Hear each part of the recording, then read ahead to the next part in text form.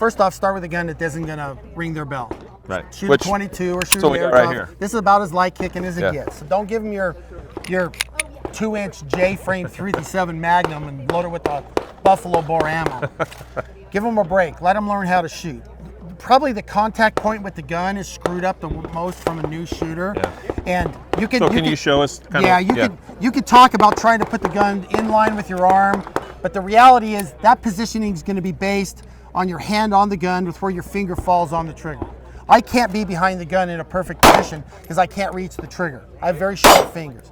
So when I grab the gun, I hand it this way and my finger comes around, and so my grip is off to the side, which works perfect for a two-handed grip.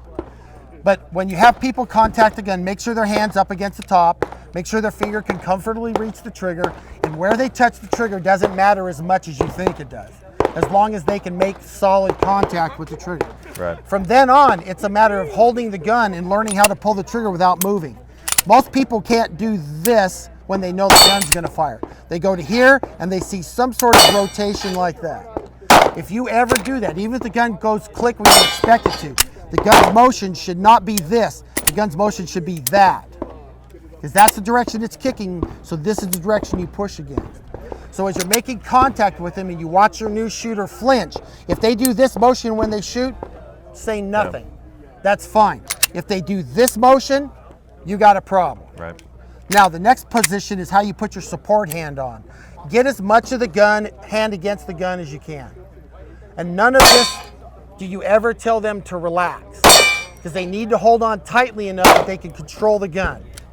Okay? There's nothing about relax that causes that to happen. So a firm grip, I'm not saying to choke it to death like it's all the strength, because you have to retain some amount of feel for the trigger, but the grip should be firm enough that your hands don't move around when you fire. Because if you do, I mean, if the gun's moving, every time you see people do this, yep. And they do that every time. Well, there's no way for them to ever shoot fast. Yep.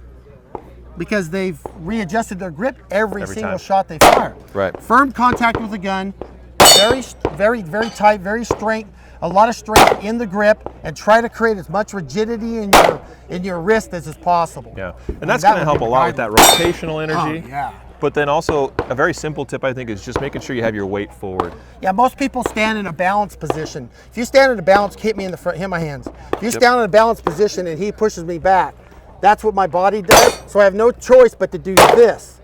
Yep. That puts me in this position. So if I know that when I pull the trigger, it's going to hit me, maybe I do that. And when he stops, what happens? I move forward, because my predictive action is that when I pull the trigger, the gun's going to fire, it's going to go back, and I'm going to go forward. So when someone loses their balance to the front, don't worry about it. Yeah, so we put some rounds through the XDM Elite. Yeah, let's shoot that sucker.